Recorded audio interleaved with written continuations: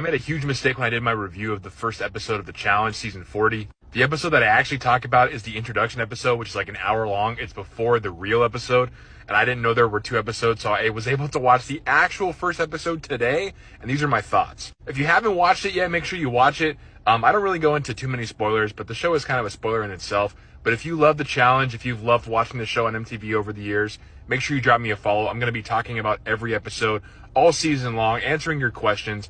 I know this world. I know these people really well.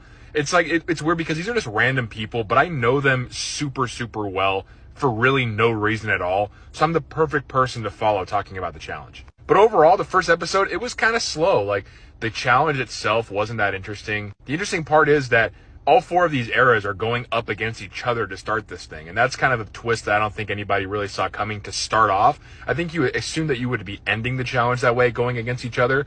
But to start off the challenge that way is definitely strong. Basically, each man and each woman within each era, if they won their respective heats against their era, they would be safe, and the person who got last place is automatically going to be in an elimination. So the part 2, which happens next week, is going to be an elimination, and 8 people are going to be eliminated right off the bat.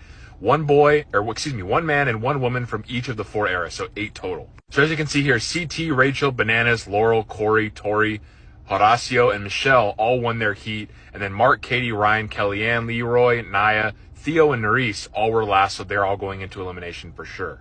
Corey winning the first heat is actually pretty impressive considering that Jordan is in his era, so that's a big W for Corey right off the bat. But I love how relationships and rivalries are already being tested, they're already being thrown into the forefront. The Amanda and Tori rivalry is already real. It's already happening. I'm enjoying it. But the real star of the show is this. I love the rivalry of Laurel and Cara Maria still. Those are 2 of the most amazing women to ever go on the show.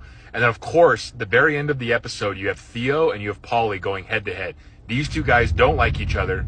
These 2 guys got into an altercation during their season. And what's crazy about this, Theo has one eye. And Theo's just giant. He's not going to back down from Pauly whatsoever.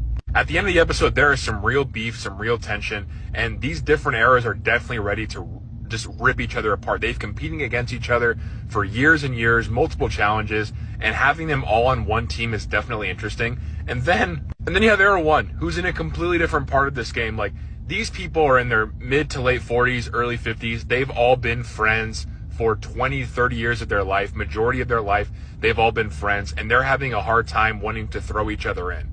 Derek volunteered himself for Darrell because he knows Darrell's a really good friend of his, and Darrell and his talking heads, like, I would never do that for Derek. But it's just a juxtaposition. Like, Era 1, these guys are friends. They've been together throughout all these crazy challenges for years and years. And they're older, they're more mature. Of course, they're going to feel a certain way going up against these people that they've grown up with.